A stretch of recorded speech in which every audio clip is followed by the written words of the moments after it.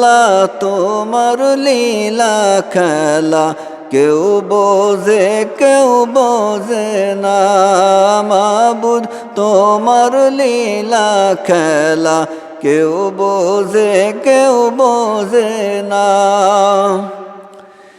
ইব্রাহিম তোমার নবী ছিল নমরুদে আগুনে ফেললো ইব্রাহিম তোমার নবী ছিল নমরুদে আগুনে ফেললো আগুন হইল ফুল বাগিচা পশম কেন পড়ল না আগুন হইল ফুল বাগিচা পশম কেন জ্বলল না